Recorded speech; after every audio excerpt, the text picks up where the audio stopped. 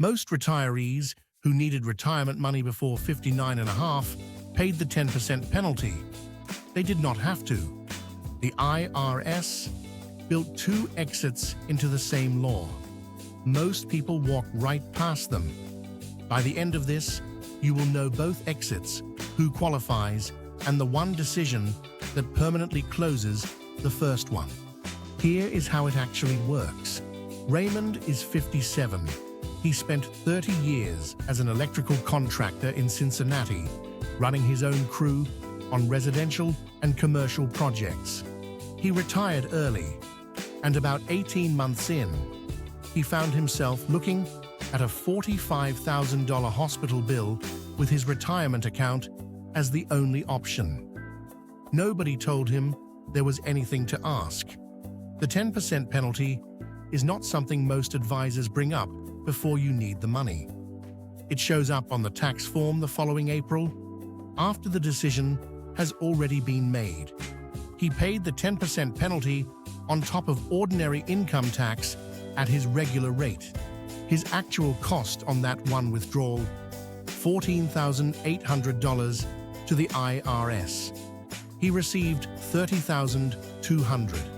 That is 33 cents on every dollar gone before it reached him. What Raymond did not know is that he had two other options. The IRS wrote two specific exceptions directly into Section 72T of the tax code, the same section that created the penalty. Not loopholes, not gray areas, actual named provisions that have existed for decades. Nobody explained them to Raymond before he needed them. The first exit is called the Rule of 55.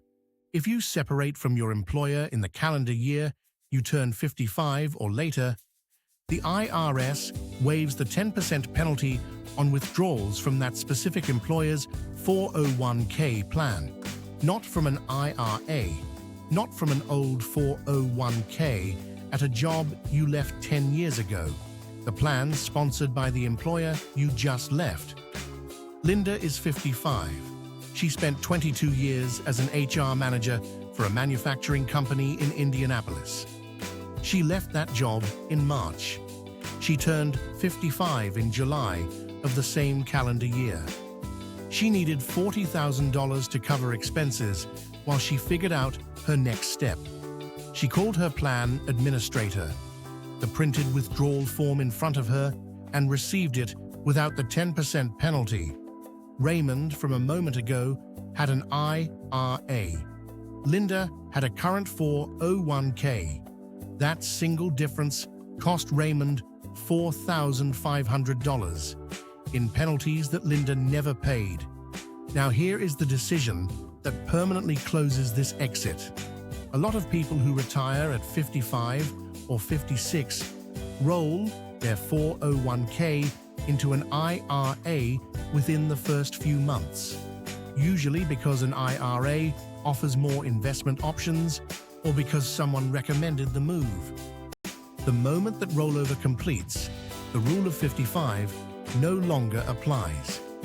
Every dollar that moved into the IRA is now subject to the 59.5 rule. There is no reversing it. The exit closes permanently. If you are between 55 and 59.5 and you think you might need income from that account, leave it in the 401k. You can always roll it later. You cannot unroll it. One more thing. Not every 401k allows partial withdrawals after you separate from service. Some plans only permit a single lump sum distribution.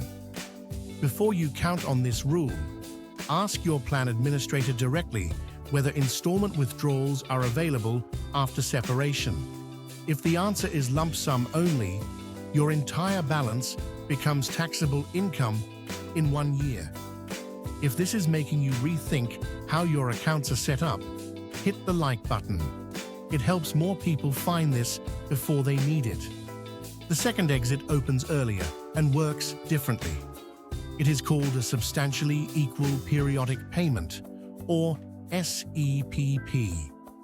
The IRS refers to it as a 72T distribution. The idea is this: instead of taking a lump sum, you set up a fixed payment schedule from your retirement account, calculated according to IRS tables. Because the payments are structured and regular, the penalty disappears. There are 3 IRS-approved methods for calculating the payment amount. The fixed amortization method tends to produce the highest annual distribution, which is why most people who use SEPP choose it. Kenneth is 52. He retired after 25 years in logistics management in Portland and has $480,000 in a traditional IRA. He needs about $24,000 a year to bridge the gap until he reaches 59 and a half. Using the fixed amortization method at the 2026 IRS rate of 4.5%, his annual SEPP distribution comes out to approximately $25,200. No 10% penalty. But here is what makes this exit different from the first one. You are making a commitment that the IRS enforces backward. Once you begin a SEPP, you must continue it for the longer of 5 years, or until you reach 59 and a half. Kenneth starts at 52. His 59 and a half mark is more than 7 years out. His SEPP runs for 7.5 years, not 5, because 59 and a half arrives after the 5-year minimum. If he modifies the payment amount or stops early for any reason other than death or disability, the IRS retroactively applies the 10% penalty to every distribution he has already taken, plus interest. The schedule unravels backward. There is one way to limit the exposure.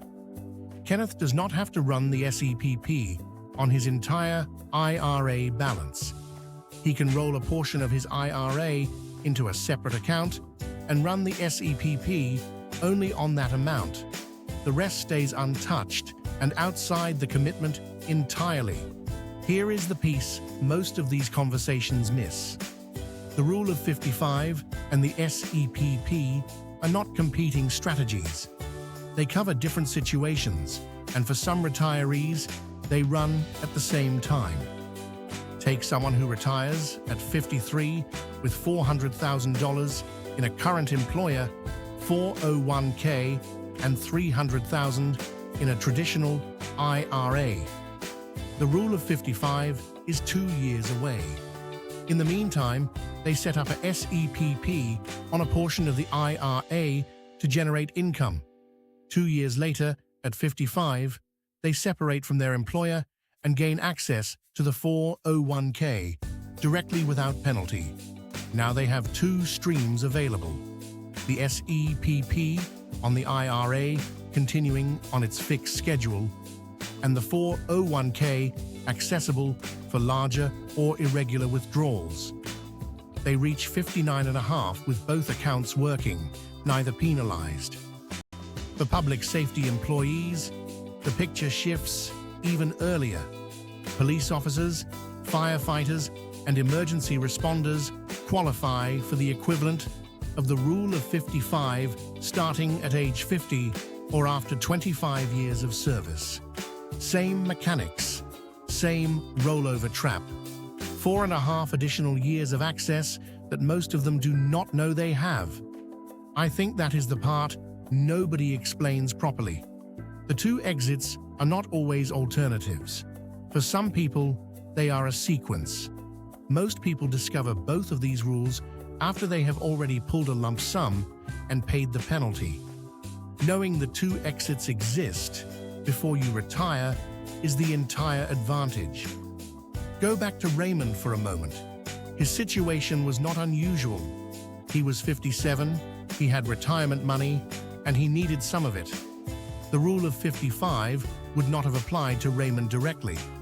His money was in an IRA, not a current employer's 401k. But the SEPP would have. He could have rolled a portion of his IRA into a separate account, set up a 72T distribution for exactly the amount he needed, and received it as ordinary income with no penalty on top of the taxes. He did not know that. His accountant did not bring it up. His financial advisor did not mention it. That is not an accusation. Most advisors are not tax specialists. This piece of the tax code is not on the checklist that gets reviewed when someone says they are retiring early. $14,800 is a real number. For Raymond, it was gone before he understood the alternative existed. These two exits do not make early retirement simple. They make it possible without paying 10% more than you legally have to. Every retirement account you hold has a date embedded in it, 59 and a half. Most of the financial system is built around that date as though it is a permanent wall. The rule of 55 and the SEPP are not workarounds. They are the two exits the IRS put in that wall on purpose. Most retirees walk right past both of them. If you want to understand what happens when the IRS forces you to take money out of your retirement accounts, whether you need it or not, and why the timing of that changes everything, that is exactly what the next video covers.